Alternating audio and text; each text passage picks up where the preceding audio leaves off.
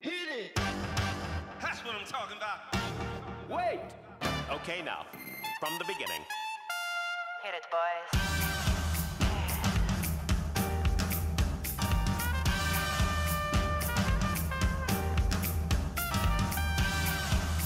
What are you talking about?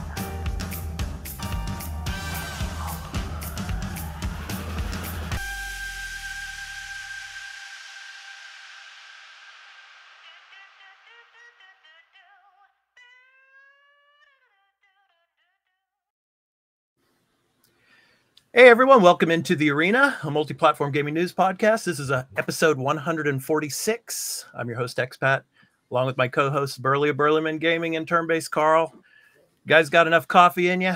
Yeah, you're ready to go? We need it. Yeah. And we got a special guest with us today from the Iron Lords podcast and Defining Duke over on Last Stand Media, Lord Cognito. Thank you so much for joining us today. It's a pleasure to have you, man. Thanks for joining us. Yeah, thanks for the invite. Good to be here in the realm of the arena. I like y'all names. First of all, I'm always going to be a fan of Turn-Based Carl and Burlyman. it represents the beef and the turn-based in me. Then we got Expat in here, so I think I'm gonna have a good time. I think these are my people. Yeah, man. Thank we you hope so much. so. Yeah. I got the right names. Yeah, so welcome into the arena where we talk about anything and everything games, and of course it could go off in any different direction. So yeah. We got a great show for you. We're going to be talking about Starfield. That's our topic of the show, so all things Starfield. But before we get into that, we're going to talk about some of the weekly news beat, of course, things with Microsoft and the Activision Blizzard deal. We're going to be talking about the leaks that happened, all stuff pertaining to Xbox in this particular episode this week. So really excited to get into that. But before we do that, we're going to show you where you can find the podcast in audio and video formats. Before the crew discuss what they have been playing, this episode of The Arena, a multi-platform gaming news podcast's ad-free version in audio and video formats, will be going to Patreon after being recorded. So if you would like to support the show and become a patron at the entry tier 1 level at $1 per month and get every episode including exclusive ad-free post-show content in video format when recorded, please visit patreon.com/thearenaproductions for further details. The audio version of the podcast will be uploaded to all free podcast services where you can find us on any podcast app for iOS or Android, and in the video version, it will be on our YouTube channel, The Arena Productions. For the audio version, just download your favorite podcast app and search for The Arena, a multi-platform gaming news podcast. Subscribe, follow us, post a review, and leave us questions, comments, and feedback if you like, if that feature is available there, and spread the word about the podcast. We also have a Discord called The Arena Productions, where you can join and chat with the Arena Productions community, and the podcast audio website is at thearenapodcast.podbean.com, where you can follow us and leave questions and comments as well. For all information regarding the podcast and our entertainment and pop culture related content, along with our blog and forums, visit the official website of The Arena Productions at www.thearenaproductions.com. Finally, you can also follow us on Twitter at The Arena AMPGNP, as well as on Instagram at The Arena Productions. Now, back to the show. Okay, guys, so let's go ahead and jump into the latest news. Of course, the Activision Blizzard deal is almost finished. So basically, the CMA has given a preliminary approval of the deal. Of course, they're going to have third parties kind of weigh in at the very end here. So hopefully we can get this done by the October 18th deadline. So, I mean, it's kind of interesting. You see photos of Bobby Kotick, meeting with the British, the Parliament and everybody there, and having like meetings and stuff. Yeah, it's funny. It's like that happens, and of course he was kind of trashing the deal, with the UK after the CMA was like, no, it can't go through, and it's like, oh, this is going to be like a dumpster fire for the UK when it comes to getting deals done in the future if this doesn't happen. And then when the day that the CMA gives the preliminary approval, he's sitting in there with like the chancellor and everybody in a meeting. I thought that was kind of interesting. I thought that was funny, but anyway, so what do you guys think? I mean, Carl, I know you were telling me earlier, this is a done deal. It's over. It's finished. It's been done. It's been done for a while. Come on. We know this. Yeah. So what do you guys think? So will we get another question? Will we get Call of Duty this holiday season on Game Pass? I mean, that's going to be interesting to see. So, special guest Cog, what do you think, man? I mean, that was my initial prediction when the announcement happened, and I remember, during the whole CMA before the initial block. When they blocked it on cloud purposes only, that was the reasoning. Before that, I was like, they're going to look to move quickly, and my mindset has always been the quicker they can get it into Game Pass is how they're going to move. And the only thing that threw that whole plan off was obviously the block at that time. So once the block happened, I think that really set everything back. And then obviously, they beat then it goes to the EU, which was a huge victory for them. They needed that EU victory to really solidify that market. And then once it came back to the FTC, we went through the whole Judge Corley thing. They beat the FTC at that point. Now the pressure squarely falls back with the CMA. So once we started to see them kind of working it out, my only concern at that point was just the length of time, because I believe they were like, we're going to extend it to October, and then we start to hear Ubisoft come involved. So, I think that announcement was maybe July or something to that effect. So once I heard that, I was in my mind, I'm like, okay, this is going to be wrapped up pretty quickly. It probably won't even take as long as October. But now that we're going towards the 11th hour, we're September now, I do think that my theory's in trouble. And I think that it's not that it's not going to happen. Right. Just not that it won't happen this year, because we have to remember, Activision Blizzard King, Microsoft, to this point, are still separate entities. They still have to operate independently. So as much as they've been flirting, they can't make a move on transitioning it to Game Pass. But I will give you this, Carl. I will give you this. Even though I don't think they'll be able to put it into Game Pass this year, like my initial prediction, I do think that we'll have the marketing. Xbox will have the marketing and get that mind share going. And then from the next couple of months, they'll transition. So my new prediction is kind of like top of 2024. You'll start to see things filter in. That's my initial. I'm being a little conservative right now based on what happened. Yeah, I do feel that they could get something into Game Pass this year. I mean, because if you look at how it happened with Bethesda, right? Once that deal closed, they dropped a whole load of games into Game Pass. I think it was like a day, 2 days, maybe something like that. Right after. It was pretty quick. It's plausible. Definitely it's possible. Yeah, like I said, not to interrupt, but my only pushback would probably be like, on the back end side, it's not as easy as like flipping a switch. Like everything now has to be on a database side switched over. Okay, this is a Game Pass game, and then they're going to have the right to choose which ones they want in, which ones they're going to hold. It's a lot of work. But I hear your point. There could be some smaller games or maybe a little catalog of games that initially happen. I'm just curious if Call of Duty would be able to put in time, because of the fact that, again, they were separate entities to that point. But hey, I'd love to be wrong. I love for the announcement to come out and they got the round table and they sitting there with Bobby or Mikey Barr. They're like, hey, Diablo, as soon as the thing, like, because remember we got the round table last time with Todd and the whole crew. So I do think we'll get that. The question will be how quickly. So I'm still be concerned, but I hope you're right, Carl. I hope it goes down just like how you said, because I would like that in my service, please. Yeah. Burley, your thoughts? Yeah, I think they're gonna try their best to make this go quick. I don't think we're gonna get that the newer titles as quick as you want on there on Game Pass. I think it's going to be the older library, because like there are still deals with some of these Call of Duties that have yet to come out, and ones that have been out like a year or two with PlayStation, with the marketing and stuff.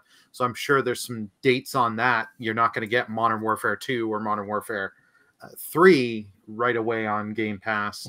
But like, hey, Modern Warfare 2018, Cold War and stuff like that, and a little bit older games. Yeah, that was like Diablo 4. I don't see that coming day one.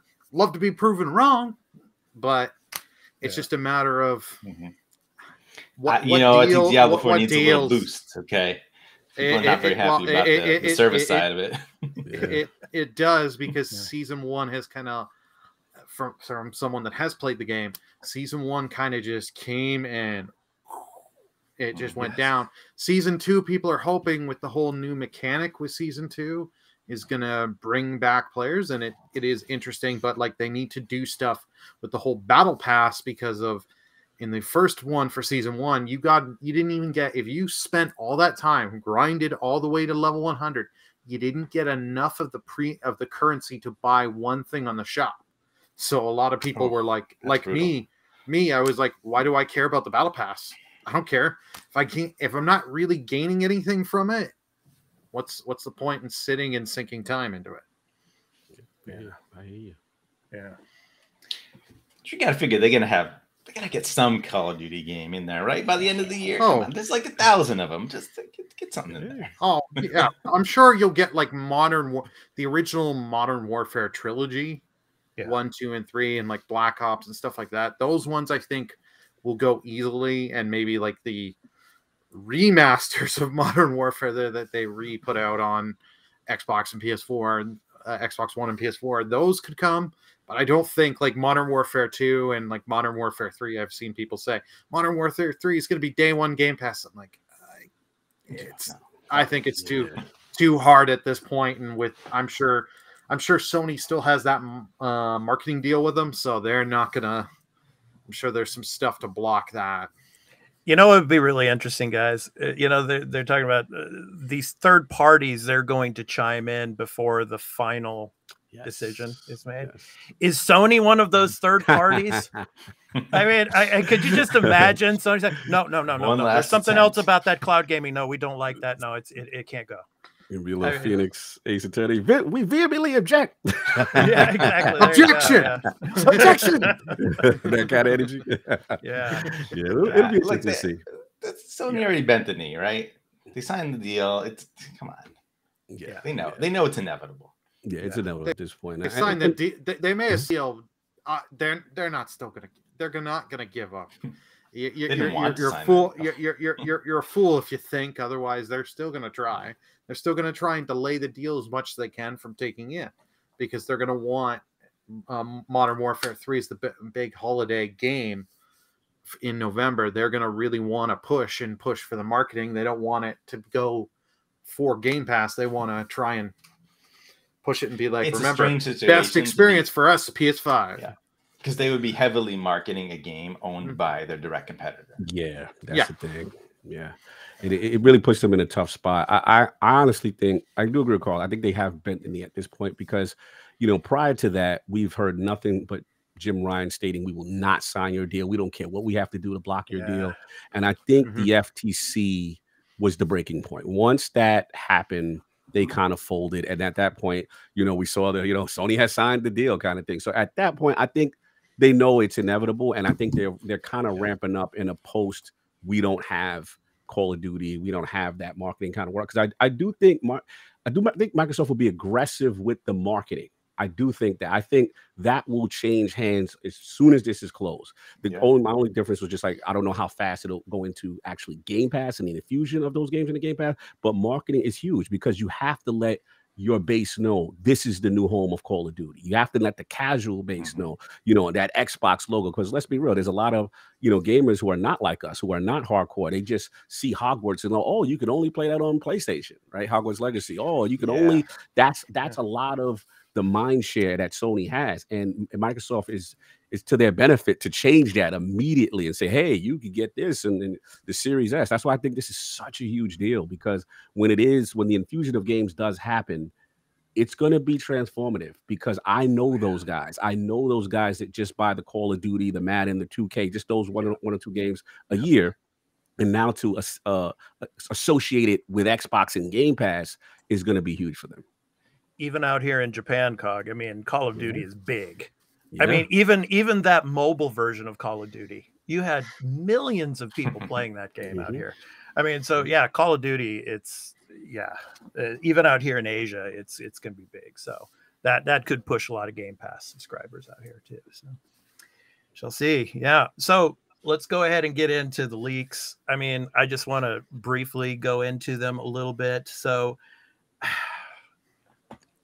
what do you think the public, especially us hardcore gamers, the public, well, yeah, Nintendo, of course, they want to buy Nintendo. Of course, you had the leaks with, of course, the Brooklyn and, you know, all of these, you know, from the sort of town. So,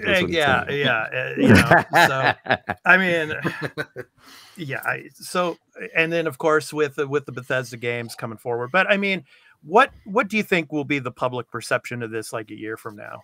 I mean, when it comes to us hardcore gamers, I mean, is it really going to matter? I mean, because you got Hellblade 2 coming, you've got, you know, you've got Avowed coming, you've got all these other big games coming, you got them coming to Game Pass day one.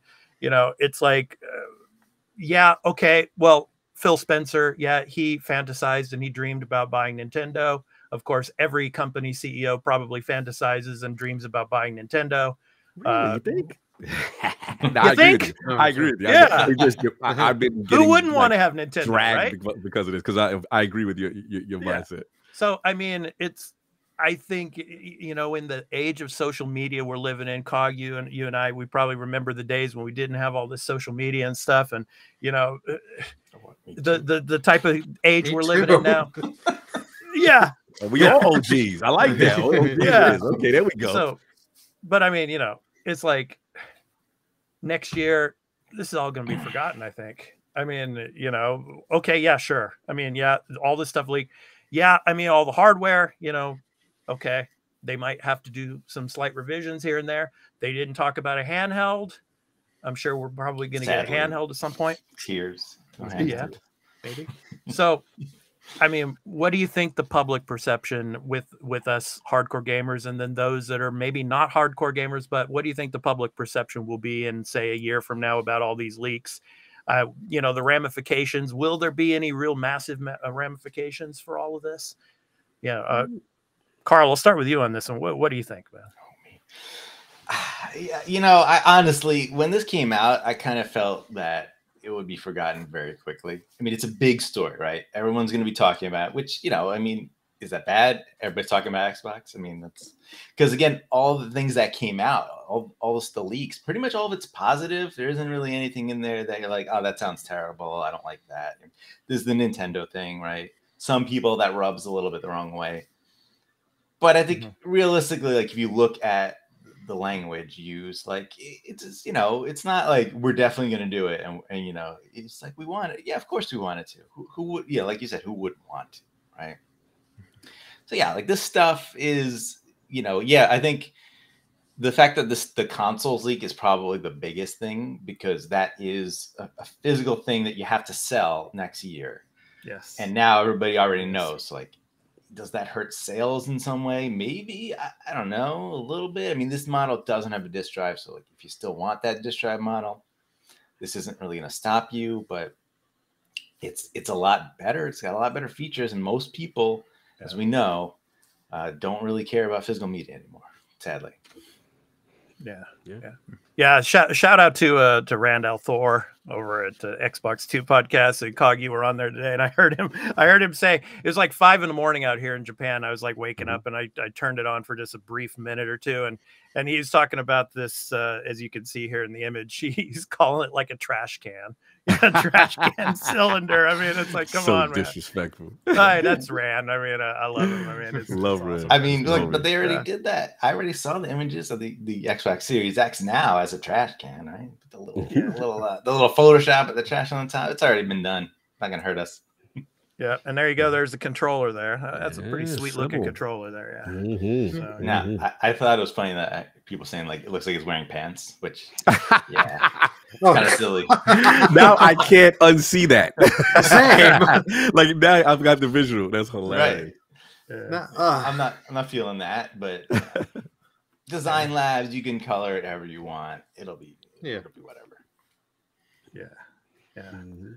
Burley, your thoughts on the Brooklyn and this controller here? Well, now thank you, Carl, because now I can't get the image of it wearing pants out of my head. The controller looks good and fine to me, and I have no problem with how the new Series X redesign.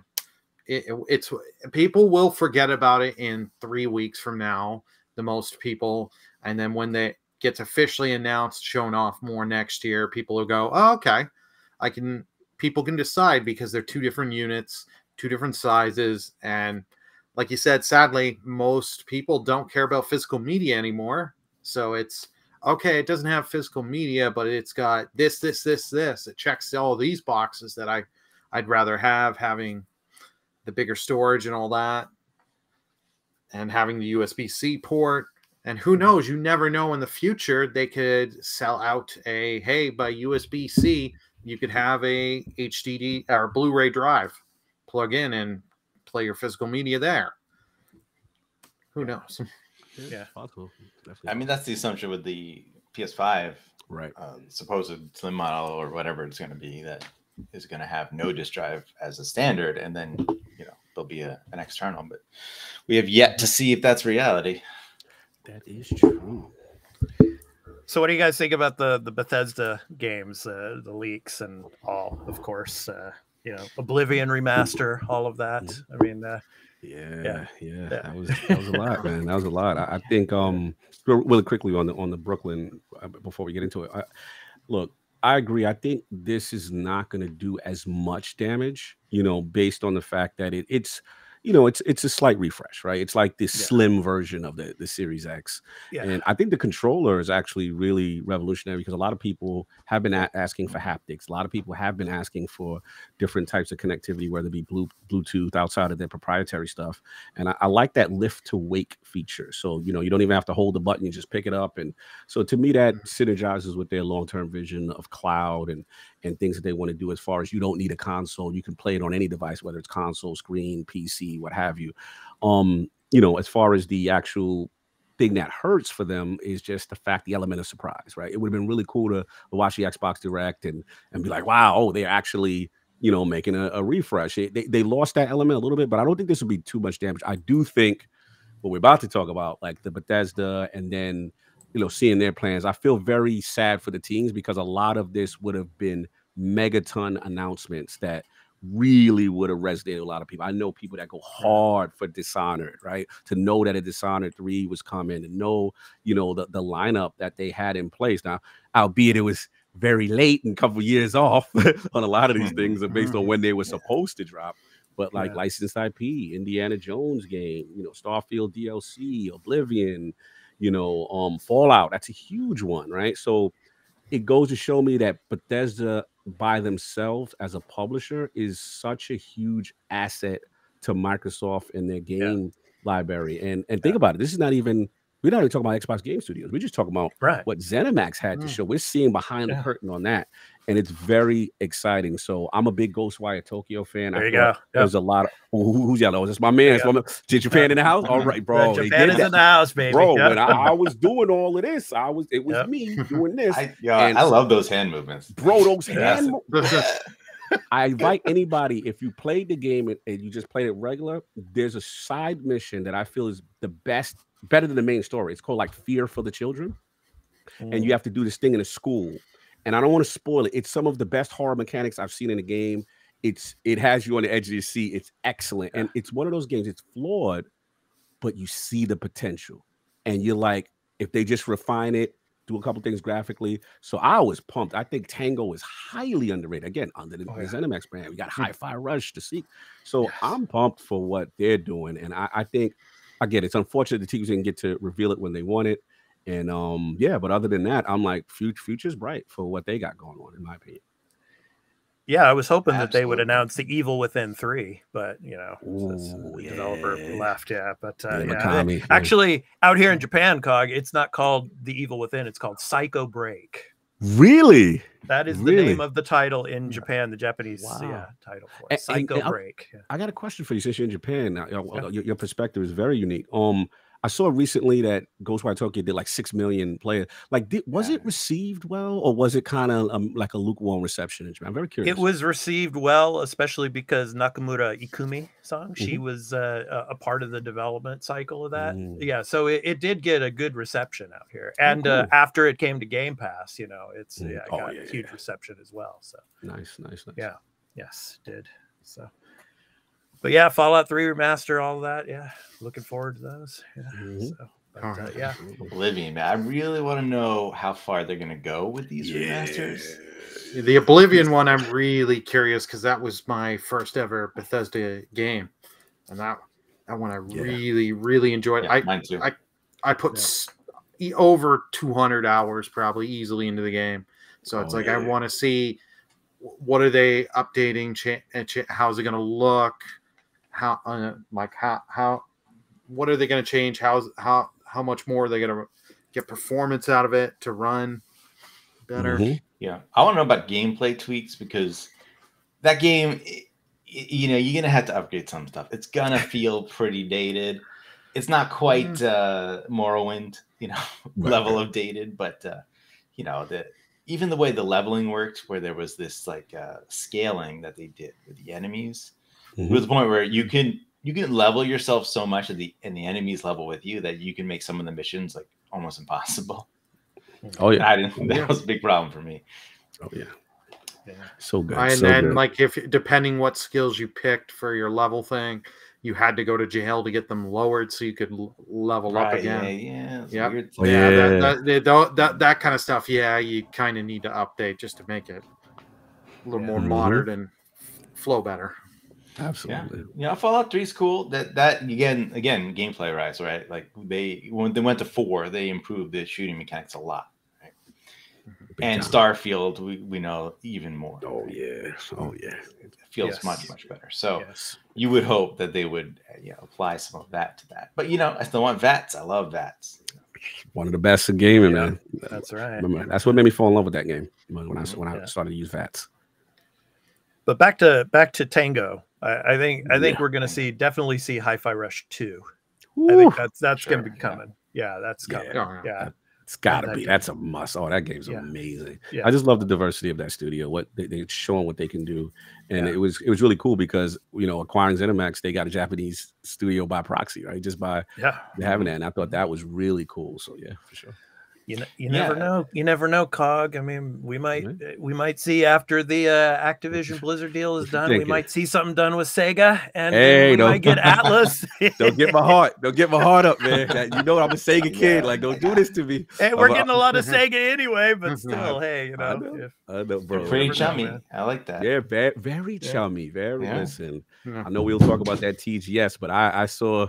The relationship was extremely cozy. And when I was at PAX West recently, me and Attic got a chance to play Persona Tactica. We played Atlas had a huge turnout, and we played the one that's now in Game Pass. They just announced The Man Who Erased His Name.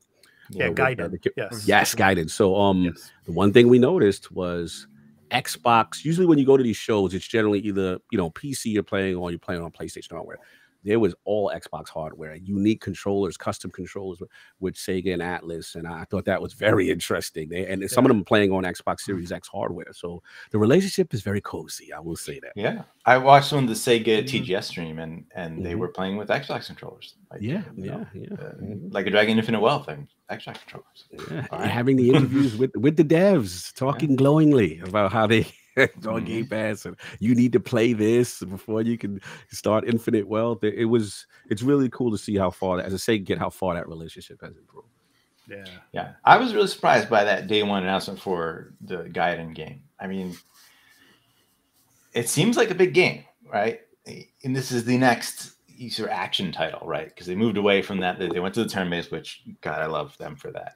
There, the right decision, right? That went the other way. Everybody else is like, oh, let's make it more action to get the bigger audience, but they're like, no, we're going the other way because we know our Japanese audience loves this stuff. Yeah. So, I was surprised. I was surprised that Gaiden was coming day one, and I mean, and then of course, Octopath Traveler 2 is coming finally. Huge. Yeah, that's something that should have came a long time ago, but yeah, finally we're getting that. So, but justified in waiting. Nice patience. That Game Pass patience. Well, we don't know for sure if it's Game Pass. That is true. They didn't say. It was almost like 2024. Yeah. Wait. Yeah, you're right. It almost was like, it felt like that announcement was last minute because we got like so little details. Just that, hey, it's coming. All right, cool. Not even like anything, just to show. You had to actually read what he was saying. Yes. Yeah. So they took 2 minutes to set it up and record and send it to Microsoft. And then Infinite Wealth. That's how it felt. It's not going to come to Game Pass day one, but I wouldn't be surprised within the first 6 months it'll hit Absolutely. it. Yeah, it'll hit it. Yeah, so. the previous one did that. Yeah. Which is how I played it because I wasn't obviously I love turn-based games. It's in the name, but I have never really played the Yakuza franchise, and I think I tried Kiwami, like the first one, just to see what that was like, and I just didn't like the action gameplay. It just wasn't for me. So I didn't buy like a Dragon right away, but then when it came to Game Pass, I was all over that. I played a ton of it, loved it. Yeah, I'm gonna say it now, and I'm gonna say it again, Burley. Judgment 3, man. Judgment 3 is coming. Judgment 3 is coming. Because go ahead, Burley. Go ahead. I said I agree. Judgment 3 is coming. It's coming. It's just they're putting the main focus in the mainline series, and since they have the Judgment TV series, they're filming for Japan. It's coming. They're coming. Kimura Takuya, but you better play Gaiden because that's your action game for now. Okay, that's what you got. Play the hell out of it. Well, Kimura Takuya, he's on a radio show out here in Japan on Saturdays on Tokyo FM, and he was hinting about he's working on a video game right now, and it's Judgment 3. It's Judgment 3. Come on, what else is he gonna be? What other game is he gonna be in? I mean, he's been in 2 Judgment games, so yeah. I think that's coming, but I mean that's going to be far off. I mean, probably 2025, 2026, but I still think, like I said, Gaiden, that's awesome. It's coming day one. And then of course, Infinite Wealth, it'll be on Game Pass probably within like 6 months or so. So definitely. So you'll have the turn-based people like Carl to please, and then you'll have the tradition and Cog. Exactly. Yes. Of course. I'm Lord Turn-based, by the way. Lord Turn-based. Lord Turn-based. That's right. Yeah. There you go, man. Yeah. And then you have the traditionalist, for Gaiden, the traditional, combat systems. So, yeah. Works out. But what did you guys think of the part of the show? And I mentioned this during our live reactions and everything. When they were showing, what was it, Hotel Barcelona? And you had the 2 developer guys, and they're like, the one developer guy is like, he's saying in Japanese, of course, but it's like you can see the subtitles in English. He's like, I had to ask, I didn't understand why my developer friend named this thing Hotel Barcelona. It's like, come on, man. It's like, just throw that aside. We don't need to see that. Just show more of the gameplay. I mean, but I got a theory on that. The thing, I don't think it landed the way probably Microsoft thought it was going to land, because historically those 2 are huge in the Japanese development scene. Like Swery, I believe, did D Premonition.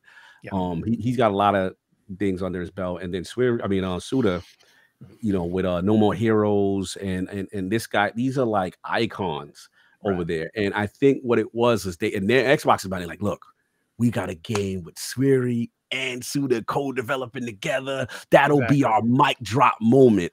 And I just, even though like I love both of them, I don't think it hit the way they thought it was gonna hit. So I was sitting there, I'm like, all right, cool. And then again, I'm not really sure on the game yet. There's a part of me that's like, it could be cool, but I gotta see kind of thing. So I think that was where it didn't land, maybe because the way Xbox was coming into this show, they were acting like, yo, we got stuff to talk about. It's going to be kind of a megaton kind of energy. So a lot of people naturally assume when they heard that meant, you know, Final Fantasy VII remake and so on and so forth. So I think Microsoft is like, yo, we got Swery, we got Suda working on a game. They're not ready. And everybody's like, okay, this is weird and cool, but okay. So that's just what I thought happened. That was just my opinion. But make no mistake, that is iconic for those two to work together. That is really iconic. It's just now we got to see if this game hits the way we think. Yeah, that's the thing. I feel like the name power of that was there, but then when you saw the game, I was like, I don't know. It's not for me for sure. I'll tell you that. Yeah. Well, it just kind of like rough. It was early. Go ahead, Burley. Yeah, I agree, Carl. It was rough. It was still very early in development game, you can tell. But it was just like they had all this energy and they were kind of hyping up. We're going to get something big. We're going to get something big. We're going to get that big mic drop moment. And then just kind of was like, it just went low. And it was just like when we were doing it, like I know I was tired because I woke up early to watch the show, but it was like, I'm still like, this is kind of what you're ending with. This, like, yeah, they're great. They're great names that have done great work in the industry and all that. But still way too early footage, and just some of their banter, it would just seem kind of like forced. Yeah, well, that's Japanese style though, Burley. I mean, in Japan, I mean, that scene is normal, but here in the West, out in the West, I mean, you could see that in that light. Yeah, fair enough. Yeah. I mean, do they know each other? I mean, we assume they probably have some relationship. It would be like, I don't know, well, you know, Kojima. I mean, so I'm trying to think too American, like Todd Howard working with some other iconic, you know, American developer. It's just the visual, right, of these two icons working on something.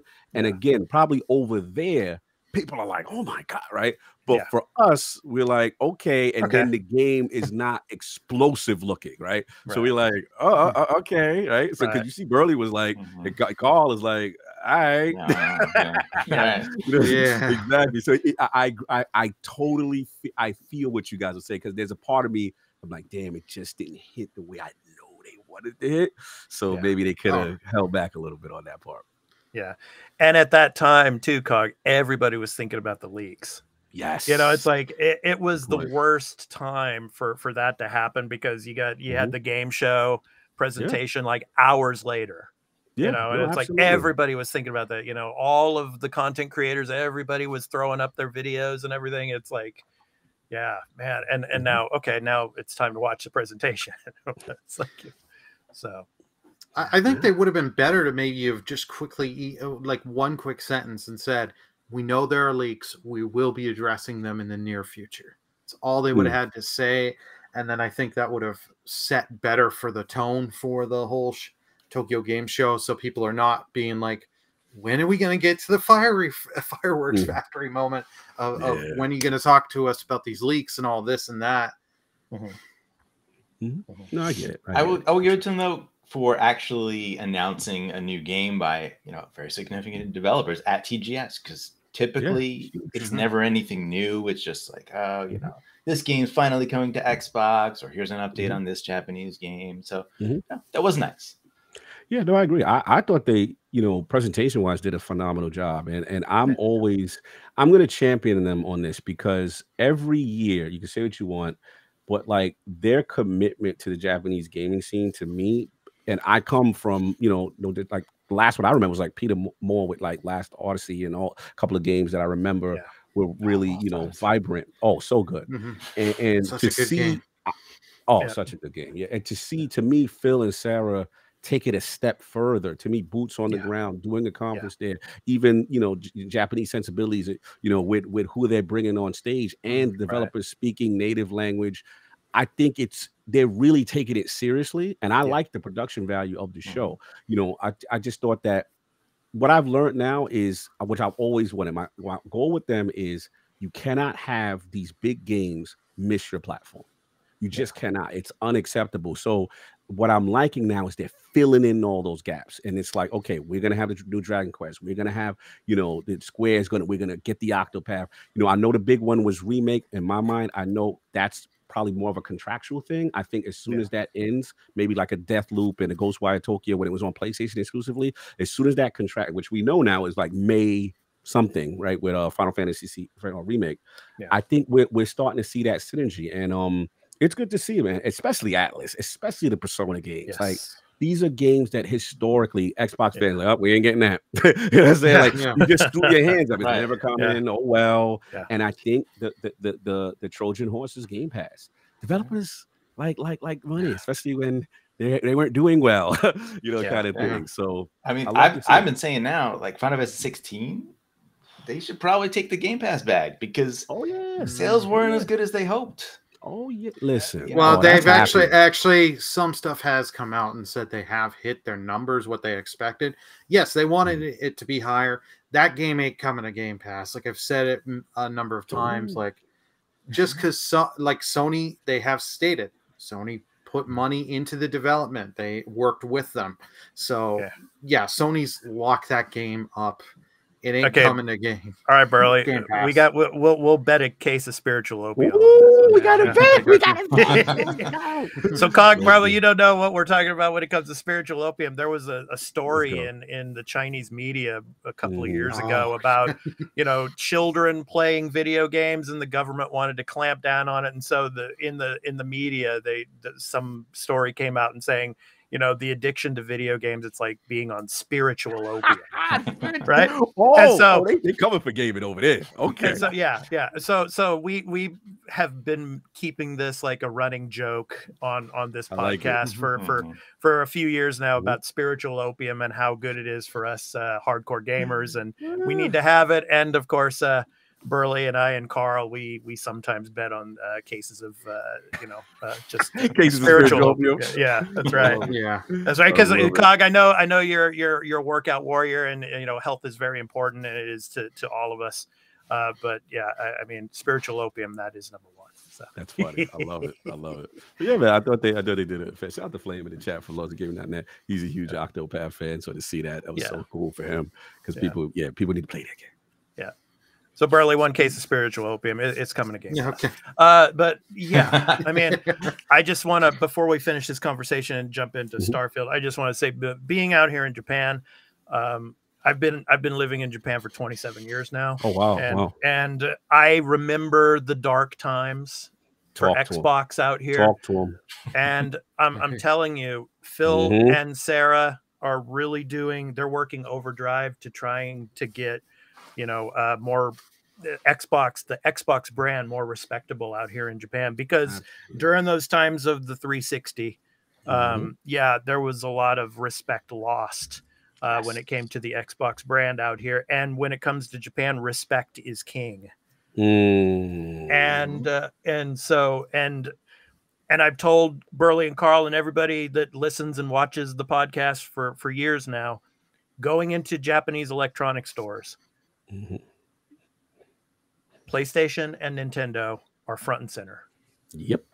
In the far back corner of the behind game that curtain section, that's Xbox. That's the Xbox area. And it's still like that, unfortunately. It's still like that. And until Microsoft can work with the government to say, hey, stop with this, putting Xbox in the back, we want to be just as competitive. People still go to brick and mortar shops out here a lot. Interesting. So, yeah, I mean, so people can still not see the Xbox brand very well out here. It's still in the far back corner of the store. So until they start getting an aisle in the front with PlayStation and Nintendo, it's still going to be difficult to really sell, especially hardware out here. But I my hat's off to them. They're working really hard. And when it comes to, making these deals, and like with Sega and having all the Atlas and the Persona games coming, I mean, that's amazing. And I just hope it continues. I'm sure it will. But it's just whoever controls these brick and mortar stores, Mhm. they're just going to have to, maybe Microsoft's going to have to throw more money their way and say, hey, okay, let's get our promotional materials in the front of the stores, because that's the big obstacle here still. Good point. Good point. No, thanks for the perspective. It's very interesting to me, and I know the Lords. Our goal was, we're supposed to do it this year, just too many things on our plate, but the goal is TGS. We have one of our reps out there, Gene from LordsOfGaming.net. He's out there now. He goes every year, and I want to see it, like, you know, because I know you've lived out there. It would be awesome to get a chance maybe to meet you if you. Yeah, man, send him my way, and let's. Absolutely. Meet. But the goal is for us to go out there and see it, and it's interesting to hear that perspective, because you see still how far they are. But I do think the strategy, like you said, is like boots on the ground, making these relationships, getting that respect, because that's the only way you're going to try to change things. That's right.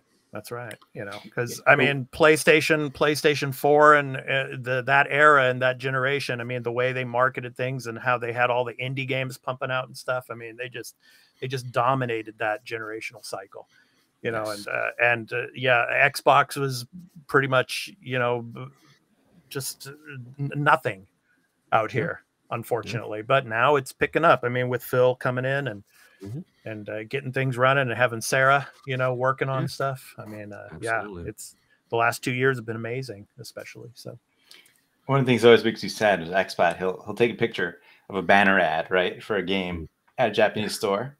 And it's a game that's multi-platform, right? It's on PlayStation, Switch, Xbox. No Xbox logo on it. That's right. Wow. No Xbox logos. There. Nope. That's great. Could you give me an example, like what any game in particular you remember? I don't remember. I mean, you've sent pictures before, so I don't know. What's interesting. I'll have to go through my images. I'm not sure if Hogwarts had that. Did they have ads for Hogwarts out there? Yeah, I think Hogwarts was one of them that I saw. Hogwarts. That's crazy. Yeah, Hogwarts was one, because I remember we did one of the videos where when you had the camera when you were walking through the store. I remember that. Yeah. Wow. Well, isn't it also like, because you've told us many times, Expat, because they're very consumer protection out there for their own local stuff. It's partly that too. They're going to focus on the two companies that are Japanese. But one of the nice things that Microsoft showed with this Tokyo Game Show is that they're really proven to help their status in the Japan market, is showing, hey, Elder Scrolls Online, fully Japanese, November 15th or something like that. So it's a big MMO, a lot of text, a lot of voice acting. So it shows they're willing to put the time and effort in, which gives people in Japan, okay, this isn't just some little thing they're doing. They're trying to grow. They're really putting the effort here. Well, let me just say this. I mean, this just tops it all off. Japan is slow to change. Japan is slow to change. Yes, like you said, Burley, with all of that, they're making strides.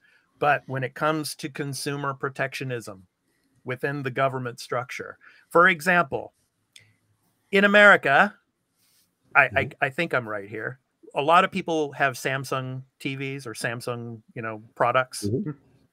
Samsung products are not available in Japanese electronic stores. Oh, wow. And that is because Samsung is a Korean company, and they know that Samsung is the market leader. And who do they want to protect? They want to protect Toshiba. They want to protect Sony, right? So there are huge restrictions on foreign goods in Japanese stores. And that's puts a problem. It in perspective. Yeah, that's puts it in perspective. That's a puts it in perspective for sure. Yeah. So good insight. We'll see. And like I said, I mean, maybe Microsoft, I mean, they've got the money. Maybe they can say to the government, "Hey, listen, He's got the influence." It's like, look, you know, Nintendo is in Kyoto. You know, it's like they do their own thing, right? You know, but Sony, you know, they're in Tokyo. You know, they do their thing. You know, well, Microsoft, we're in Tokyo too, and you know, we'll give you some money. You know, it's not a bribe. Don't get me wrong, it's not a bribe, but it's like, you know, it's the greasing. It's like, come on, man. I mean, give us more space in, you know, in the consumer space here in the country. Yeah, that's gonna be a challenge for them. You're absolutely right. It's gonna be a challenge, man. Yeah.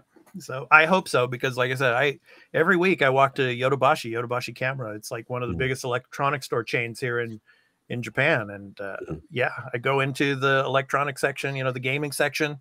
They have the gaming and the esports section together. It's like Xbox is way in the far corner, just one little section there.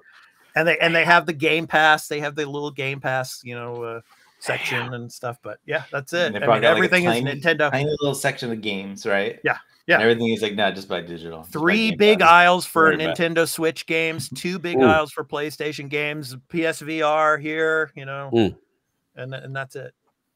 Yeah. So it's like the Vita was over here. Here you go. It's the shoebox. Or Vita. Yeah. Yeah. So yeah, I mean, yeah, it's and I talk to these people. I go into the stores and I'm like, why? It's like, I see like the Square Enix rep. He comes in there, and I talk to him, and I was like, why isn't some of this stuff over in the Xbox aisle? It's like, it's like it's like they tell me they don't understand. They just told them to put it in this aisle. It's coming from up top. Yeah, right? You got to earn it too, right? I mean. Yeah. The market isn't quite there yet. I mean, I see that. I feel in the GameStops. You go to GameStop, even GameStop, the Xbox section is smaller. It's not quite that big anymore. Yeah.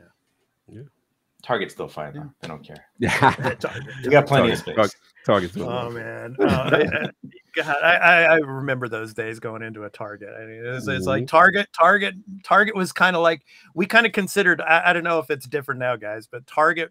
When I was back in the United States, it was a while now, but I mean, Target was considered the kind of the upper echelon of the Walmarts. It's like Walmart was Target. Yeah, exactly. Yeah, yeah. I still get it that way. I hate Walmart. Go to Target any day over Walmart. Okay. Well, yeah. So, hopefully, Xbox in Japan will become the Target. Yes, I hope so. We'll get that section. Be a target for consumers for sure. I hope. Yes. All right. So let's get into our topic of the show, guys. So topic of the show, our discussion of Starfield. So I've got I'm wearing my Starfield shirt particularly for this episode. Yeah, I got it going on here. So anyway, Bethesda's big RPG adventure. So this is an amazing game, as we know, and we'll try to keep it as spoiler free as possible, but yeah, I put about 60 hours into the main story to finish it. And I'm, got into New Game Plus and I listened to you guys, on Iron Lords and and on Defining Duke and stuff, Cog. And yeah, I agree with you guys, man. New Game Plus, that is when the game truly begins. Yes. I mean, it's amazing. I mean, but I'll say this much though. I mean, I did not do much crafting at all. I didn't build a base. I didn't craft anything. I just used the Frontier, which is the core ship you get in the beginning of the game. And I just made upgrades to the ship throughout. And I played that. I played some of the faction quests, which are amazing. I love the faction quests. The Free Star Alliance. I played that. Yeah. The Crimson. I played that. I mean, some of that as well. I mean, and my characters on the ship. And I have to say this before I get into the characters and the ship dialogue and stuff. This game reminded me of the Outer Worlds. Yes. When it came to that. I mean, it's like Obsidian and the Outer Worlds. I mean, it's like, this is the Outer Worlds. I mean, it's just more complex, So yeah, they definitely copied a little bit of the homework from Outer Worlds on companion dialogue, which I'm Team Obsidian, so yeah, you go do that. Yeah, so it's going to be interesting when Outer Worlds 2 comes out, how much more complex and the dialogue choices and the characters you get to converse with and all. But I used my 2 main characters on my ship because I think the Frontier you can have only 3 crew members. I think it is. Yeah, so of course I had Vasco on there. But it's like I'd walk by Vasco all the time. He's like, do you have anything for me? Or it's like hi, how are you? I just walk right past him. We get back on. But I mean, I had Andreja and Sarah. Ooh. Nice. Yeah. Nice. So those 2 characters, and one kind of pet peeve I had about this game when it came to dialogue was every time you get on the ship and you're going to go into another location, when that Sarah comes up to Andreja and she's like, how is it for you on Constellation? How are things going and everything, and then Andreja, same thing all the time. Oh, I'm feeling kind of down because it's like I feel kind of like the outsider here and all. Same conversation every single time. Every single time. That sucks. Okay. Yeah. It's like you would have thought that, because when Bethesda was, marketing this game and they were promoting it and all, it's like there's hundreds and thousands of dialogue choices in this game, and it's like when you get on the ship, that's all they talk about. Well, I don't think they're talking about the side banter. They're talking about the actual conversations, right? Yeah, but still, man, and then of course, and I kind of agree with when you, on the Defining Duke podcast, you were talking with Gene, Gene Park, shout out to Gene, the Washington Post. Yeah, he was talking about he actually had to cut off the music like every time you go into war. That's my theme. I didn't do that. I didn't get that. I get hype when I hear that. I get hype. That's my new thing when people don't want to, like, they get in on their feelings. Like there's a certain subset of gamers who are very emotional that Starfield is successful. They try to downplay it as much as they got. So my new thing, when new numbers come out that justify my point that is an overwhelming success, I just hum at them. That's my new thing. I just hum at you because I know when you cannot stop the train that is Starfield right now. It is a beast. Yeah. But I love that theme. Shut up. Yeah. Expat, you made me think of something that I didn't like with the character dialogue. In that, when you got someone with you, at some point they were like, "Oh, can I talk to you about something? When you get a second, can you talk to me?" Yes. Yeah. And then I'm doing my thing, which I always do, is I collect a lot of stuff. I get encumbered, and then all right, I got to talk to you so I can hand you some crap so you can hold my stuff. Yeah. And now I got to go through this conversation, right? Because automatically you're just like they're telling you all their feelings. Pouring out their hearts to you, and I'm like, oh, can you just take my stuff already? I'm in the middle of a quest here. Yeah, it's like I'm clicking that A button, click. Just get through that conversation because I don't want to disrespect it because I'm interested. I want to hear their character stories, but it's like now's not the time. Yeah, sometimes it'd be the funniest moments, like you're in the middle of a mission, like post gunfight. You're like, can I talk to you right now? Like, all right. I know we're shooting at these guys in Shooter Ass. Where do we stand in our relationship? But like to bring it to one thing Expat was bringing up with the whole ship every time when you're about to take off. Yeah, not only do you get that, but like if you have multiple people, like because I had like the adoring fan. Oh, me too, fan. He with me. I do all my dirt with him. Yeah. You have him, and then if whoever you got, like if you got Sarah and others, you've got multiple conversations going on. So when you're taking off, you hear all this stuff. It's like, too much. And it's just I get it. You want to have that. I got into like one of the major quest line, like the main quest line mission, right? The part where they all sit down at the table, right, and they start talking. I'm talking to. I had the parents one, right? We get your parents. Your parents are visiting the Constellation place, and I'm talking to them. And I already started talking to the other person briefly, but then they distracted me, so I went and I talked to them. And unbeknownst to me, they're all starting this whole conversation over there, and it's going on while I'm talking to my parents. And I'm like, oh no, I can't pay attention to the main story while I'm talking to these people. So I literally reloaded my save because I'm like, I'm just missing what's going on. I can't. So, weird stuff like that, but look, it's got its quirks, but I love that about these Bethesda games. It doesn't bother me. Absolutely.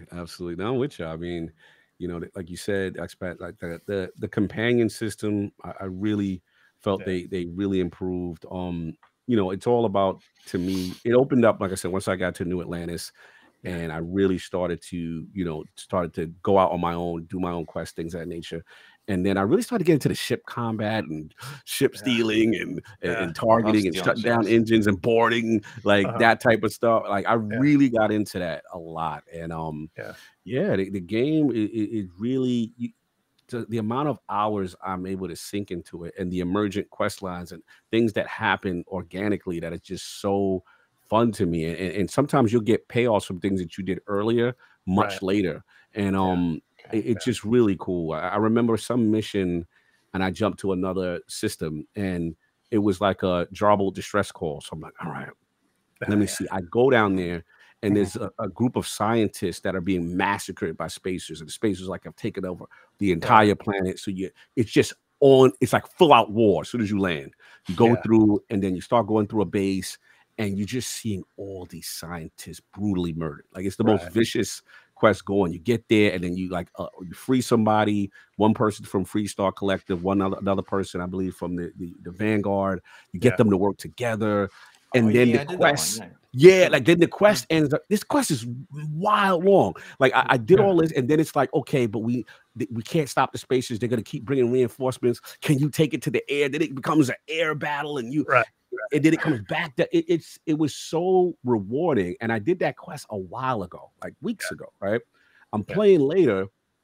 One of the generals that I helped from the Vanguard, I see in another part of space randomly. Hey, what's going on? You would have been a Marine in my eye. And by the way, we really appreciate. We want to give you this gift. And I'm like, yo, this is still a continuing thing from an older quest. And it's like those are the kind of emergent events. Or like you go to a planet, and a lot of times you look up in the sky, you see somebody landing. Like, all right, let me go over there and see what's going on. Like it's just the freedom of things you can do, and it really is a great job, in my opinion, by Bethesda with the RPG mechanics.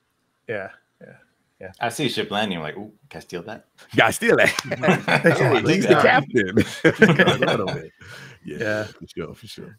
How often did you guys use Digipix in this game? Because it's like I was on New Atlantis and I'm like, walking around and I see this I see the ATM type of area. So it's like, oh, okay. Maybe I can get like tons and tons of credits here. So I'm going to try the Digipick, right? So it's like I get in there and I get the Digipick going, and it's like advanced. So, okay, well, but I got lucky and I got it, right? But then it's like the police officer's like standing right there. And it's like, and then that's when the Crimson, starts. I love how the Crimson Fleet quest begins. Yes. Because I just didn't think that was going to happen at all. I was like, because the first time that happened to me, I just thought like, oh, there's the crime system, right? And someone's going to arrest me. And I actually like stopped and like, no, I'm just going to reload my save because that's not what I wanted to do. And then it didn't happen, right? Because it doesn't happen every time. It's not specific. So, but it happened to me again later. And I'm like, let me just see what happens. I'm like, I didn't really commit that much crimes right now. My fines me a little bit. Let's just see where it goes. And I was like, oh, this is cool. Oh, I'm totally into this. I haven't really followed that quest line because I just haven't had the time. Sadly, I'm in a weird place with this game because I haven't had the time to play this game the way I want to play this game. And I've just kind of started now, like focusing on the main quest line because, like, I just got to know, like, what makes what's going to happen Plus so good, right? What everybody talks about, I got to know. So I've gotten far enough in that. It's like I kind of know what it's going to be. I think this. Maybe I'm wrong, but I feel like once you get to a certain point where they start revealing information, you can figure out where the new game plus is going to be, what it's going to be, right? They've kind of tipped that hat already. And that sounds really interesting. I'm excited for that. But it was a bit, I understand like if you jumped into this game, I know some people said like it starts off slow. If you jump in this game and you just start following that main quest and you're not really going off anywhere, it's got pacing issues for sure. That main quest line starts off a bit slow. It's like, okay, go here, get this artifact. Go here, get this artifact. Eventually, you get a cool quest when you go to Neon. That was a good one. I like that one. And you got the guy, Walter Stroud, who's voiced by the guy from who does Quark from Deep Space Nine. Armin Shimmerman. So I love that about it. But so it's I want to like just kind of do whatever I want, right? Because I love these types of games. Just go out and play. I want to build ships. I love building ships. It costs a lot of money. I don't have, and I spend too much time on it. It's like I might only get to play 2 hours in a night, and I can spend an hour just trying to build a ship. So absolutely. I gotta like focus myself and get into what I really want to experience more of this game. I've only played, I think, about 30 some odd hours, which sadly is not what I want. I want to be playing 100 hours by now. But I don't got that time, and I can't fully judge this game at this point. Right? Like where I feel like how good this game is. Like 30 hours isn't enough to judge. Yeah, it's definitely not enough. Yeah. Burley, your thoughts? And Cog, I just want to let you know this is video footage from Burley's gameplay here. Nice. So, nice. I must say, like I gotta commend Bethesda. They really did with all these delays. They made this game polished for them because it's not one of the when a Bethesda game launches, we've all seen it and the jokes, and it is just where the running meme of this game was not polished. They rushed to get this out. You're going to wait a bit for everything to be patched. Like a few instances I've had where, textures flicker, and there's the odd little things of stuff behind the impossible digipex locks that if you look a certain way and turn your character a certain way, you can grab the item and stuff. Yeah, there's a few of that, but it's overall quite polished. There's some little things like here, you can see with my footage here, when you're on these like planets and stuff, and when you're in bases, the map system, I'm sorry, is very lacking. As someone like when you're in some of these bases, and I have a bad sense of direction, but I want to make sure I've gone everywhere and pilfered everything. So I'm the same way. It's but you can't play a Bethesda game like that. You can't take everything. Bro, there all day. I'm on Burley time. Like, the companions get mad at me. They be like, sir, you do know I can carry some stuff from you because you're over encumbered. Like, I'm the guy doing resources. I'm getting all type of guns, and I'm bad. Like, I got the scavenging perk on purpose. You got to have how I play. You got the weightlifting for sure. Oh, of course. Oh, yeah. That was one of the ones I picked early on. But you got to have the Seven Mary 3 song, I've Become Cumbersome, playing while you play this game. I gotta say, like some of the bugs and glitches in this game are just hilarious. I mean, like when my crewmates are like standing in front of a door, or like they're standing in front of some, and then I like click to open the door. It's like, it's like it just goes, I love that. And then it's like when someone dies, it's like they just curl over, like their face is like, it's just, I mean, I just love that. It's, I mean, but that's stuff that Bethesda, I'm sure will patch up in the future. But I mean, so stuff like that, it all in all makes the game fun, to continue. And I was going to say the modding community on Steam is actually are making maps for these. There have been mods, and one of the nice things is too, if you do like the game and you're trying it on Game Pass, you can. There have been ways. They have posted official guides of how to copy or save and get it for Steam. If you do, so. Which is really nice, and I really do like that because like I have been playing this on my Series S and playing this on my PC.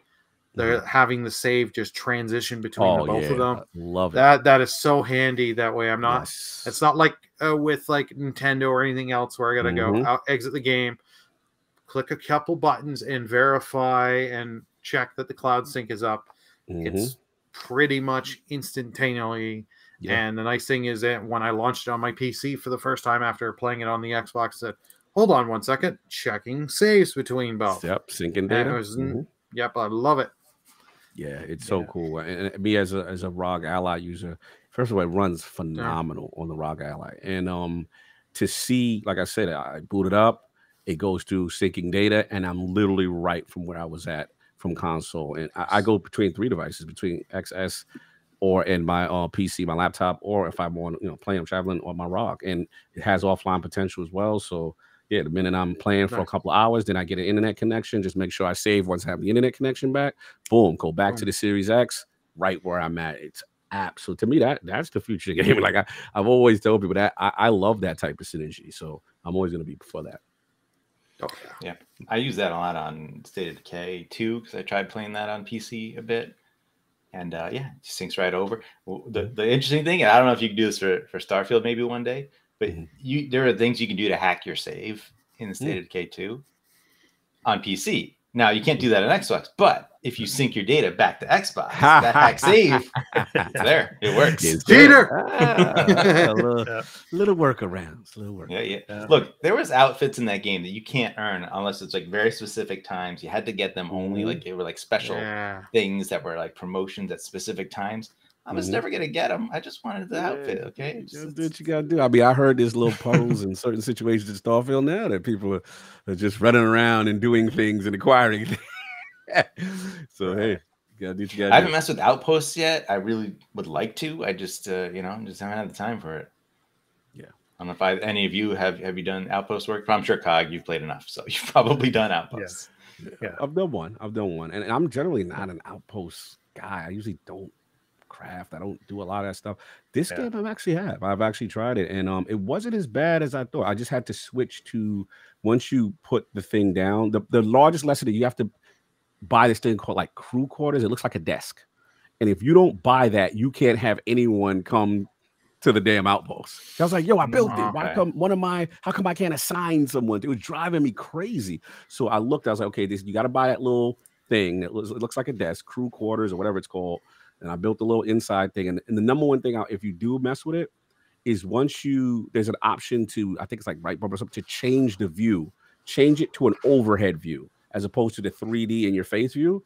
And then you can kind of place things and see things built much better. And then once I did that in an airlock, I was like, oh, this is really simple. And then I think I was like Lynn and Heller. And I was like, okay, this is where Yaga is going to be and kind of thing. And you can get resources and stuff like that. So I was actually like, okay, I see the potential. This is usually not my style of play, but it wasn't as bad as I thought it was. And I was like, all right, I think there's an achievement for us. So I might do it. Like if you build 5 outposts or something like that and you sync them or something, there's some achievement.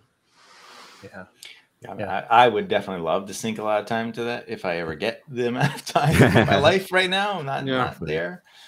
But shipbuilding though, I've spent a decent amount of time and I really, really want to do more of it. And at first it takes a while to wrap your head around because like the way, you gotta like the way you can move the pieces up and down and just kind of you gotta snap them and then they have to be, there's certain requirements that have to be done, right? Like, the docker piece was one. I'm like, God, every time it's like, why is the docking piece isn't the top of your ship or something like that? Isn't the highest point or isn't like on an outside something? I'm like, what are you talking about? I don't understand. Then I found out like no item can be above the level of your docker, like if it's on the top or something like that. So like if you had like a shield generator and it was like higher up than your dock, no, can't do that. You just gotta move. Oh, so dock is the highest point. Got it. Okay. But it does, one thing it doesn't tell you that bothers me is if you have something that's not connected, right? It'll give you the error. It'll say like component not connected, right? It won't tell you which one. Oh, yeah. So if like, you're building a complicated looking ship and you cannot spot where that piece is, you're gonna be racking your brain like where the hell is that one piece that's not attached? Yeah, I mean, just going through the planetary systems, I mean, and going to a particular planet and having to scan and get resources, using the cutter, from like that you have at the beginning of the game. It really reminded me of No Man's Sky in that sense. Oh yeah. But I mean, this is much bigger in scope than that. But I mean, I would like to see.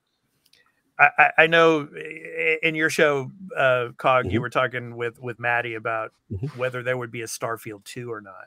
And I just, man, I hope there is, but I mean, or even in like some kind of more downloadable content that's going to be coming for this in the future. Oh, I mean, for sure. just adding more things to do in particular star systems. I mean, it's like you go to a star system, there's like one planet and there's like one outpost or maybe two or, at the most. I mean, have the whole system where you have like some kind of faction missions or something like that. That would be awesome, in that sense, and yeah, I mean, that's what that's, I guess, another little small pet peeve I had with the game is you go to a system, you have to scan, get resources, so you have to get iron or something like that. And, it's like the No Man's Sky thing. You're just, and get that iron and then go and finish the missions and stuff. But, I mean, there was a lot of people making those comparisons early on. In a negative way. They were trying to downplay the game. And as much as I played the game, like I've never really done that stuff. It's there. I don't mind anything. I don't have a reason yet. I assume its majority is crafting, outposts, all that stuff, which an aspect of the game I haven't touched yet. So it's not No Man's Sky. No Man's Sky is in this game somewhere. I just haven't really engaged in that part very much. Nah, you good. You good. Yeah. But one thing I want to bring up on here is food is not very good in this game. Good point. For healing, food is not worth, like, at first I was hoarding and grabbing every piece of food to heal. But then you realize you're holding all this weight for it, and it's like, this restores 2 health. Yeah, you're like, it's like that's like minuscule. And if you've got like the health up traits that really up your health, it's like you need so much food, and it's like, okay, I can use these 10 items to equal 1 med pack. Yeah. And it's like, you know what? I've given up picking up food now. It's only in those situations of where I'm missing a little health. Okay, there's an apple here. Grab it, eat it to get the small bit of it. Did you see they said they're going to add an update, right? To add an eat button. Yes, I did see that. I was laughing. So they know. They're like, we screwed up on that. Because I would do it if when I hover over a piece of food in the game, I could just eat it right on the spot. Then I would do it. I would eat everything in sight. So, yeah. Make this Kirby, suck it all in and eat it. Yeah, but I mean, like, as you get towards the end of the game, though, and I think Cog can attest to this, is that, I mean, I would go back to, New Atlantis, and I would go to Reliant Medical, and I would just store up on everything that I could get, like 10 health packs, and I don't care how much I have to spend. Oh yeah, because you're gonna need it. You're gonna need it. Believe me. I like the injuries in this game. Interesting, because they matter. Like if you don't heal them, like you get like a lung injury or something, and you're trying to run, and your oxygen level goes down real quick, and you can barely run. And then I look at my inventory. I'm like, do I have the item to cure this? Like, nope. Damn it. Those and that's why you got to go to Reliant Medical, man. You just everything, just boom, 700 credits, okay, whatever, boom, I'm healed, done. I'm like, all right, who got the one that does for the fractured limbs and the sprains? Okay, this the burns, and I'll just stock up on the specific ones because it's gonna happen. It's gonna happen to your course of games, especially on the planet. You're gonna be afflicted with something, so it's always to get that because they will have some negative status effects. Like some will affect you when you sneak in, and I like to play very stealthily and stuff like that. So that stuff is really important. I'm in Reliant Medical as well. I always go over there and stack up. Well, the cool thing with some of the medical stuff you can get is ones that up you for certain things. So like up you for research for 2 minutes. So if you're a little light on some of this stuff, you can use those to help get you through, so that way you're not grinding materials as much and stuff like that, which is a really nice way. And they do have, for those that are fans of Fallout, they do have their equivalent of the bobbleheads for the permanent stat increases, which is nice. Something I noticed that I think it'd be better, and maybe I just haven't experienced a reason for it yet, but there's like the environments, right? You go on a planet, it's like it's really hot, it's really cold, and your suit can be protective against that, right? And there's different stats for it. But I kind of feel like it doesn't matter. I just don't care. I just ignore it. I just kind of run around and it's not a big deal. But I want it to be. I want to like sort of role play that. I want to be like, all right, I got my thermal suit. I got my hot suit. I got my cold suit. Like I want to switch depending on my environment to be prepared. But it never seems to matter. No, you're right. You're right. I'm sure they'll probably, honestly, within a couple months, there'll be the announcement of a hardcore mode. Because remember, that didn't come till Fallout 4. You had the whole, actually New Vegas, and then it was more normalized in 4. You have the hardcore mode where you have to eat and sleep so much, or else you get the negative effects. So I wouldn't be surprised we get something like this, where those effects, where you go on the planet and you're getting burning damage on there, it's really affecting it, or eventually your character runs around on fire or whatever. Question for you guys. What character did you have going with you on missions the most? For me, it was split between Sarah and Andrasia. I kind of liked Andrasia a bit better because she was more badass, you know, with the weapons and stuff. And she was, you know, pretty much raised a warrior in a sense. So I loved having her around with me. But Sarah, you know, for particular missions, you know, and her take was you know, very cool as well. But who did you have on missions with you the most? Cog, I'll start with you. Yeah, for me it was I started off with Sarah, but what ended up happening is she didn't agree with my play style. She was not happy. I started Ryushin's quest and she never forgave me when I finished that. She was just like, I could not believe. I'm not going to spoil it for anyone who hasn't done it, but she was like, I cannot believe you made that choice. I don't agree with anything they're doing here. And I was like, all right, I'm gonna have to leave you at the lodge because me and you don't really mix. But I was funny. I like out my vibe. Yeah, like I like her input on certain things though is really good.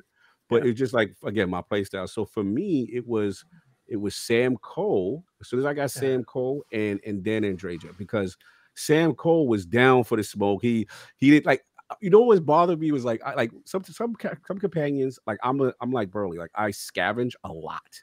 I'm the guy, I'm going through the bodies. All right, what you got? You got this. All right, is this gun better? You know, and like he's all positive and fun. He's like, yeah, make sure you gotta do what you gotta do, bro.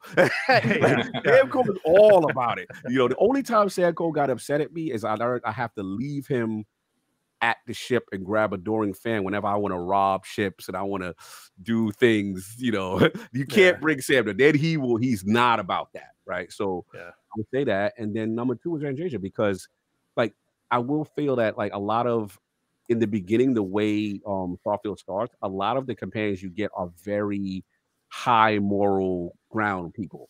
Yeah. And you know, Andrasia is like, when you meet her, she's murdering people.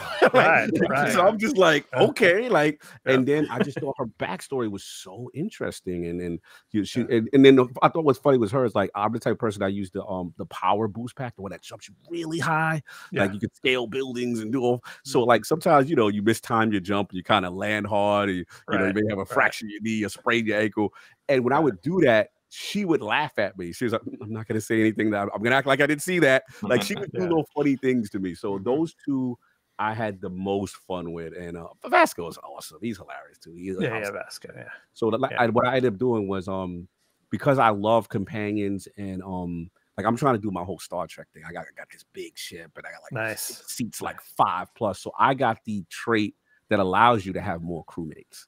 So I've got like my ship is full. It's like Sam, Cora, Adoring Fan, Andraja, what you call it, specialist, a shield like I've got a crew when I come through. So I just it gives me that Star Trek Enterprise kind of vibe. And they're all, and what I like about, I will say this last thing. What I like about the companion system is their AI. They will move out through the ship. They'll sit down. They're doing little things. They use the research. It feels like they're living in your ship a little bit. So I kind of like that.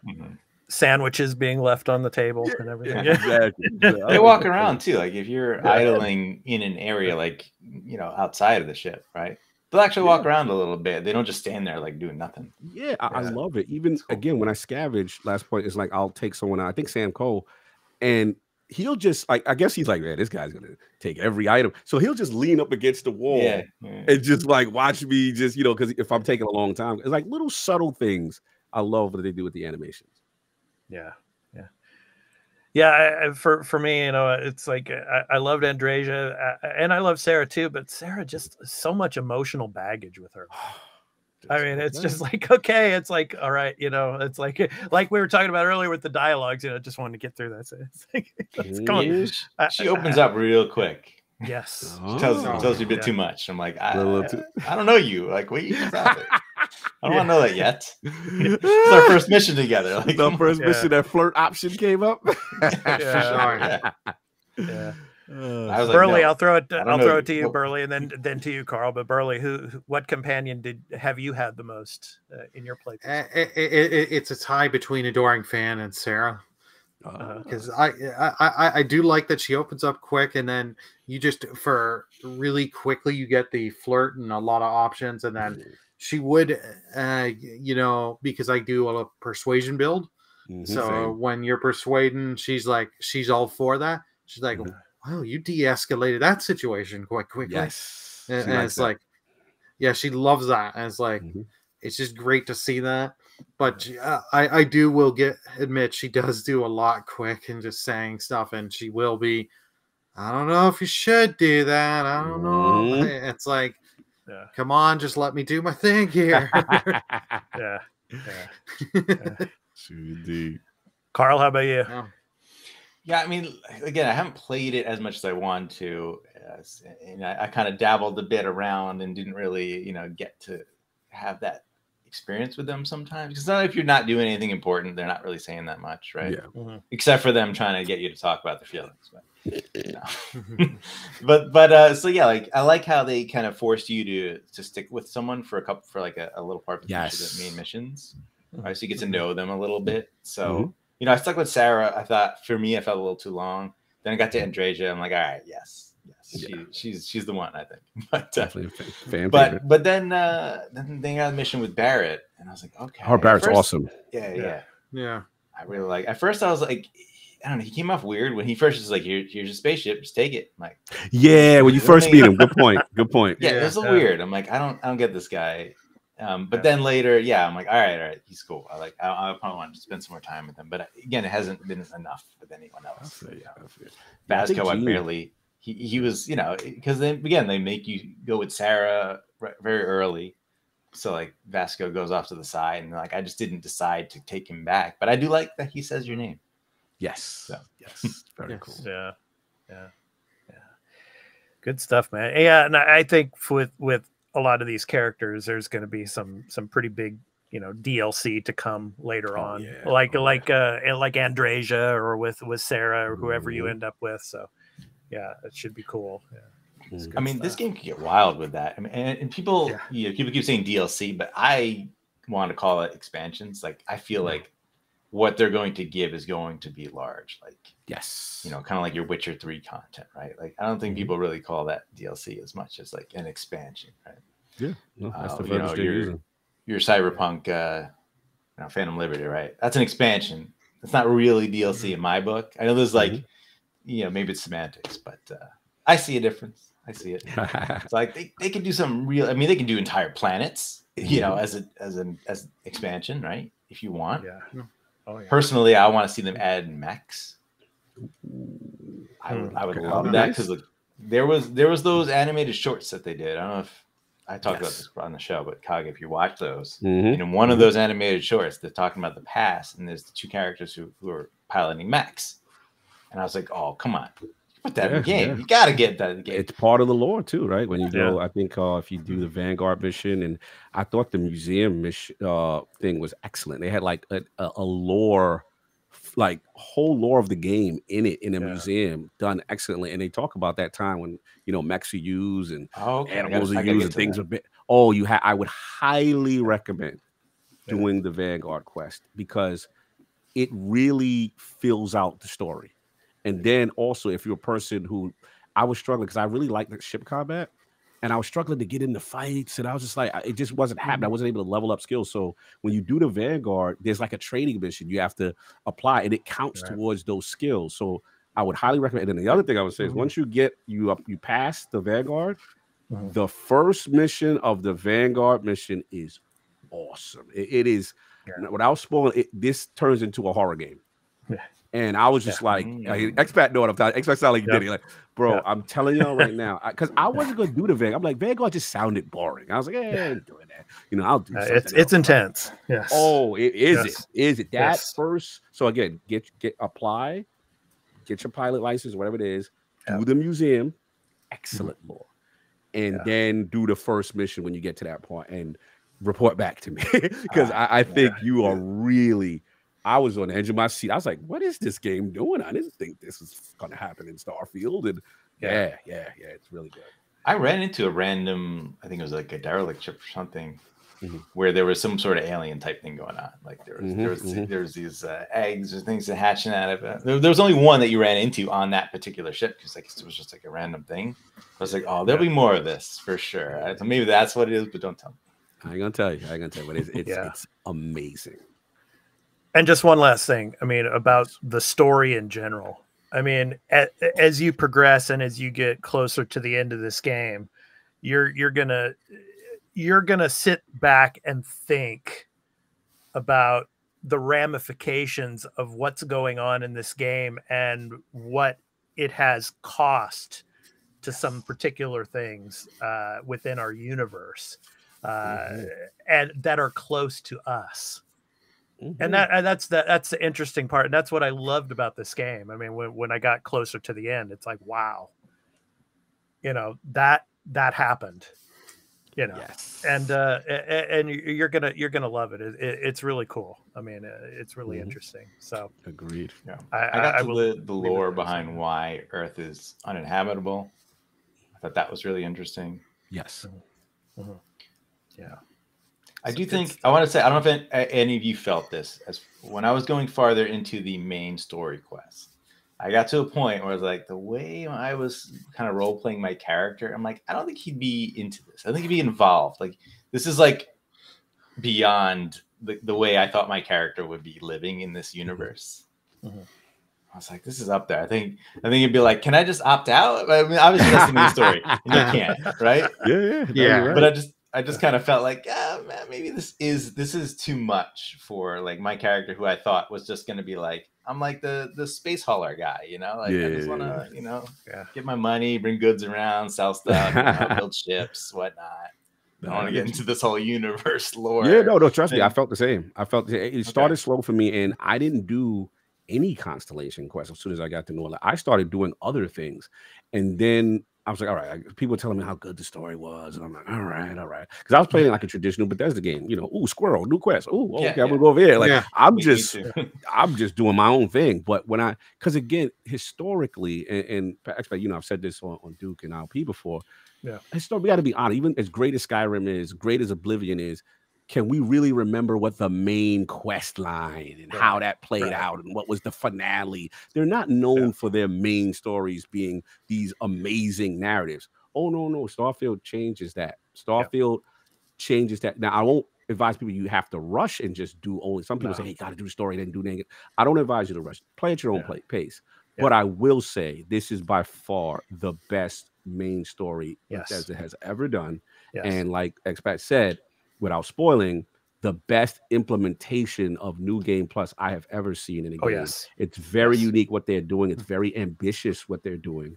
Yep. And it's pretty cool. But play at your own pace. But this main story heats up. Because I'm with you, Carl. At the beginning, I was like, I don't know if I want to join y'all. I like, why should I join your constellation? Like, you guys don't align. Like, I want to do other stuff. I want to steal ships. I want to do, like, I was just in another bag. But once I said, all right, let me do it. And I was like, there was one particular part, and I'm not going to spoil, but this is where the game turned for me. Yeah, it was one constellation mission, and I did it, and something happened at New Atlantis. Let's just say that. And it was very intense. Yeah. And I go, Yep. I'm in. I am in. And I felt threatened. And I'm like, you know what I'm talking about. Like when that mission happened, I said, "Oh, this is the game. I'm in. Like, you got my full undivided. I'm going to stop doing all this stuff. Like no side quests, no factions. Like, just you're. This is where it's at now. I'm in. You got me. Right. Yes, because it happened, and I was just like, wow, I never really seen that from a Bethesda game in that kind of way, and it was really well done. Yeah, and the ramifications of what what you do, and the emotional impact that it has. Yeah, it's awesome.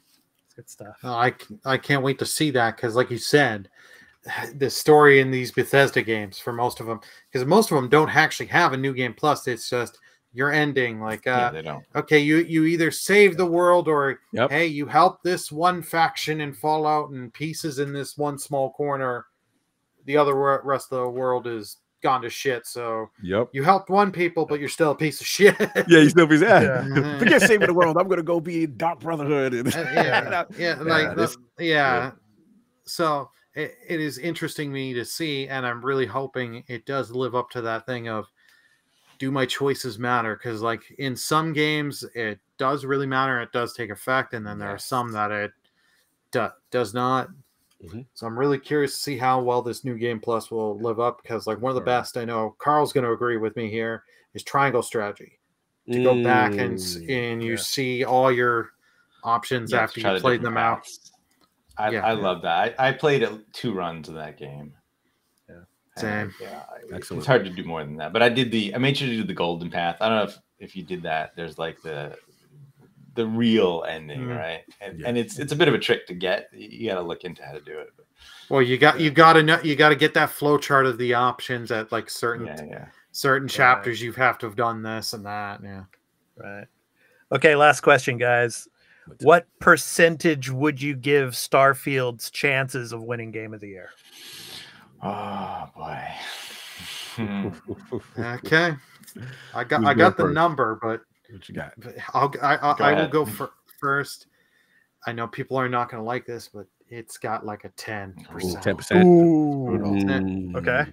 Yeah, I'm not trying to be mean or anything, but like with the competition we've had, and remember, Tears of the Kingdom was huge when it came out, and it's the previous game winning Game of the Year. Breath of the Wild does give it that little notch to really help. Yeah. And then I'm with Burley when it comes to Tears of the Kingdom, because I mean it's just beloved by so many gamers. It is. That series, and just with the previous game-winning Game of the Year. Yeah. I think it's, and not to mention it fixing a lot of problems with Breath of the Wild and adding a lot of new stuff. And how all these media outlets are there. It's going to be like they're like 10s out of 10s. Pro Nintendo. Yeah, exactly. I mean, I just like at the beginning of the year, I was saying it's Game of the Year. I mean, it's just like you could just stamp it on there right now, Game of the Year. I mean, it's. Kind of like how Elden Ring, you have that particular type of gamer and those type of people in the media that are just into that particular genre of game, and it's like, this is the year, I guess, for Zelda. I don't know, but I would give Starfield a strong chance. I mean, probably if it's not Tears of the Kingdom, it's probably going to be Starfield or Spider-Man 2. I don't know. We'll see. Yeah. What about Baldur's Gate 3? That's what I'm saying. I'm like, no one ain't even talking about Baldur's Gate. Yeah, Baldur's Gate 3 will be nominated for sure. Yeah, absolutely. But it's going to win Best RPG of the year, probably. I think it will, even though Starfield is an RPG. Sea of Stars. Yeah. Sea of Stars. Yeah, that's the thing. Indie game of the year. Okay, that indie. I've started up Baldur's Gate 3, but Sea of Stars, I'm biased because I kickstarted that. Yeah, the Burley's like a Kickstarter, so yeah. Sea of Stars is amazing. Yeah. Carl, your thoughts? Oh man, I mean, I had hopes that it would definitely be, the front runner once it released, right? But yeah, I see the criticisms as I've played it, right? They're valid. Now, I don't want to say 7 out of 10 is a fair score for this game. I think you're kidding yourself if you give this game lower than an 8. I mean, I don't see it. I think you're doing a disservice to your audience if you are saying that about this game. You have a personal opinion about it, but like if you're trying to, describe what this experience is, you should be saying higher. But that's so. But they see those. You gotta look at who's voting, right? The voting body isn't just the person who reviewed the game. Right. So there are the people who will be. So if you're worried about, I'll call out, anybody, but I don't want to say their names. Okay, they don't need to be talked about.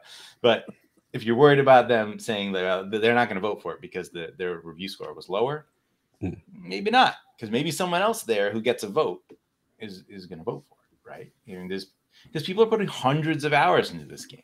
I mean, I think that's game of the year for a lot of people. The game that spoke to you the most. So like, I don't know, percentage wise, I don't know. I might want to give it like 50% shot at this point. Maybe, maybe a little less, maybe 45. I don't know. It's tough. Baldur's Gate 3 is hard too, because like I want to see that, but I think there's a lot less people who are going to play it, right? It's still pretty niche of a game, right? The reviews are incredibly good for it, but I think those reviews are like the people who are like, all right, we're giving that review to the guy who's like the specialist on that.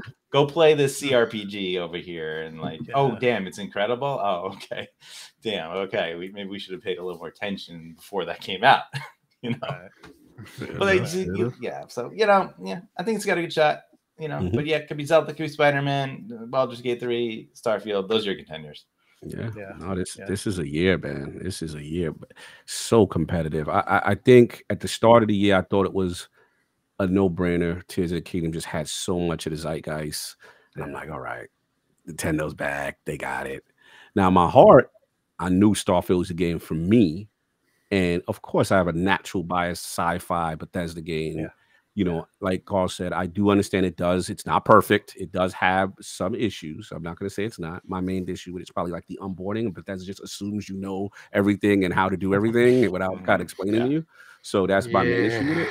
You know what I'm saying? But it's something about that loop when it gets going. So it's my personal game of the year. Right? That's a game that I connect with the most. But I also don't want to disrespect Baldur's Gate. And I'm turn-based. And then, you know, the Dungeons and Dragons aspect. And I'll be honest, there's a part of me that thinks they may have stole the thunder a little bit from Tears of the Kingdom. The outcry of people who were really championing this game. And then it's almost like the little guy, you know, rags to riches who just put this time in. And it's extremely polished product for the most part. I know I heard people say as you get later, it gets a little more buggier. But I think they might be the dark horse that Tears of the Kingdom needs to worry about. I don't think the Tears of the Kingdom slam dunk is automatic like how I thought it at the beginning of the year. Obviously, we still got Spider-Man. Sea of Stars should be a nominee. That's really amazing. That's Chrono Trigger. Indie game of the year, I think. Yeah. They may have to throw that in the indie joint. Now the question is going to be if I'm going to say my percentage probably it's still going to be a long shot for Starfield a little bit because it's just so competitive. So I'm probably in that 30 to 40%. But to Carl's point, because this game, here's the thing with Starfield has going for it. The zeitgeist of this game has not stopped. Right. Like how successful this game has not stopped. So that's in its favor coming in. And then obviously, you know, recency bias a little bit because you know we played it, you know, before. But it's gonna be a tough one, man. It's gonna be. I don't know where this is gonna go. I'm gonna be tuned in, and I also want to know. If whoever doesn't win game of the year, who wins RPG of the year, right? That's another super competitive. Like, this year's been stacked for RPGs. It's gonna be tough. I think for RPGs so far, it's either Baldur's Gate is probably the front runner, but I wouldn't be surprised if Sea of Stars wins it, just because of what they did. With that game. No, absolutely. Anything can happen, man. I mean, just think like when It Takes Two won it. I mean, remember that? Exactly. Indie dog, bro. It could happen. It's gonna be a fun one to watch. For sure. That year wasn't anywhere near as competitive as this. True. True. All right. So let us know in the comments what you think. What is your game of the year pick? What did you think? If you've played through Starfield, what did you think of it? What would you like to see things change with the updates that are going to be coming? What kind of DLC would you like to see for Starfield? And let us know what you thought of Starfield as a whole, playing the game. We really like to hear from you. So now it's time to talk about our programming notes. So of course, here on the Arena Productions, we are not only just gaming news. We are also entertainment and pop culture related when it comes to Star Wars, Star Trek, Marvel, fantasy shows. And my last video that I put up was Star Trek Lower Decks. So season 4, episode 4, Something Borrowed, Something Green. My recap and review of that episode. It was a really fun episode to watch. So check out my review of that episode. Yeah, some good stuff. 4 episodes already. I know, 4 episodes, man. Yeah. My damn Paramount Plus is gone. Actually, yeah. Paramount Plus is expanding, actually. So, other countries I have to subscribe after the season's over and just binge it all, I guess. That's probably the strategy. There you go. Yeah. And of course, we have a Patreon, patreon.com/TheArenaProductions, Productions, where you can see all of our content here, this podcast, the post shows that we do usually after every episode, and of course, all of our entertainment and pop culture related content. You can watch them ad free, and our post shows are exclusive to our patrons. So over at patreon.com/TheArenaProductions, Productions, you can go and check that out. So yeah, some good stuff, man. So Cog, it's been really great having you on the show, man. So really appreciate it. So yeah, thank you so much, and we really appreciate it, and hope you can come on again, time permitting. I know your this time zone's a little rough for me. yeah. You're going like 100 miles per hour. I understand the feeling, man. So I appreciate it. Absolutely, we figured something out. We'll be hoping to get you guys on in the realm at some point as well. No, look, I had a fantastic time. You guys had a great show. Shout out to to Carl, and shout out to Alcy Burley. This was really fun. Love the format of show production. Jesus, I gotta take some notes. Y'all outside with this production. It is really cool. But and again, Expat, appreciate the patience, on the invite. I know we've been trying to work to make this thing happen. This was a lot of fun, man. I love intelligent discussions, balanced discussion. People who have a passion for gaming. I'm always going to try to support that. And most people who don't know me as at Lord Cognito on Twitter. Every Sunday is the Lord's Day, Iron Lords podcast. We will have Peter Moore returning. He is returning to talk. Wow.